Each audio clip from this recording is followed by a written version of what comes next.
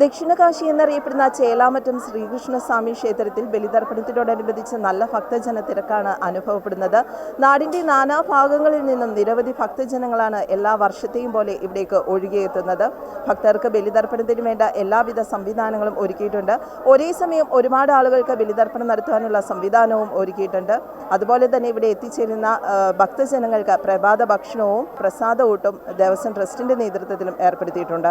ദക്ഷിണകാശി എന്നറിയപ്പെടുന്ന ചേലാമറ്റം ശ്രീകൃഷ്ണസ്വാമി ക്ഷേത്രത്തിൽ ബലിതർപ്പണം നടത്തുവാനായി നാടിന്റെ നാനാഭാഗങ്ങളിൽ നിന്നും നിരവധി ഭക്തജനങ്ങളാണ് എത്തിച്ചേർന്നത്. ഞായറാഴ്ച അർദ്ധരാത്രി മുതൽ ഭക്തജനങ്ങൾ പെരിയാറിന്റെ തീരത്തേക്ക് ഒഴുകിയെത്തി.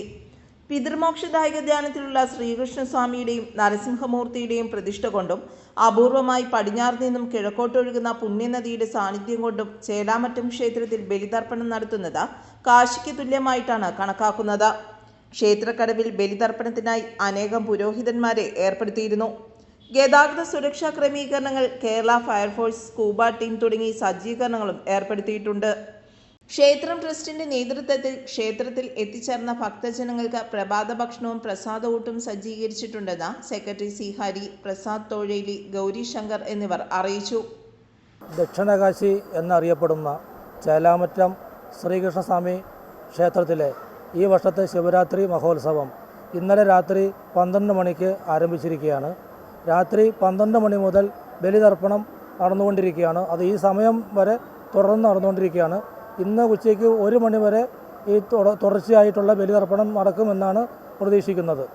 രാത്രി 12 മണി മുതൽ ഉള്ള ബലിതർപ്പണമാണെങ്കിലും ക്ഷേത്രത്തിൻ്റെ ഇന്നത്തെ ഒരു പ്രത്യേകത എന്ന് പറഞ്ഞാൽ ക്ഷേത്രത്തിലെ ഉത്സവം, തിരുവുത്സവം ഇന്ന് ആറാട്ടോടുകൂടി പര്യവസാനിച്ചിരിക്കുകയാണ്.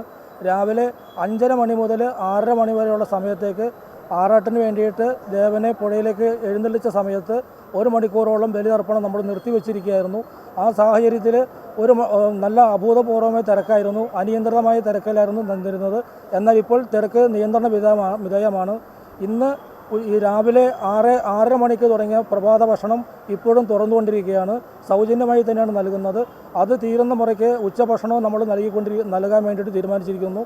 അത് ഈ ഭക്തജനങ്ങൾക്ക് എല്ലാവർക്കും കിട്ടുന്ന രീതിയിലുള്ളതാണ് ഏർപ്പെടുത്തിയിട്ടുള്ളത്. ക്ഷേത്രം ട്രസ്റ്റിൻ്റെ ഭാഗത്തു നിന്നും എല്ലാവിധ സഹായങ്ങളും വരുന്ന ഭക്തജനങ്ങൾക്ക് നല്ല രീതിക്ക് ബലിതർപ്പണം നടത്തി പോകുന്നതിനുള്ള എല്ലാവിധ സംവിധാനങ്ങളും നമ്മൾ ഒരുക്കിയിരിക്കുകയാണ്. ഫയർഫോഴ്സിൻ്റെ ഭാഗത്തു നിന്നും സ്കൂബ ടീം പുഴയിൽ വിന്യസിച്ചിട്ടുണ്ട്. രാത്രി 12 മണി മുതൽ KSRTC സർവീസ് 1 വേ സിസ്റ്റത്തിൽ കൂടി തന്നെയാണ് ചേലാമറ്റത്തു നിന്നും ചേലാമറ്റം ജംഗ്ഷനിൽ നിന്നും വന്നിട്ട് അവിടെ ഭക്തജനങ്ങളെ ഇറക്കിയിട്ട് 1 വേ സിസ്റ്റത്തിൽ കൂടെയാണ് പോയിക്കൊണ്ടിരിക്കുന്നത്. അത് നിലവിൽ ഇപ്പോഴും തുറന്നുകൊണ്ടിരിക്കുകയാണ്.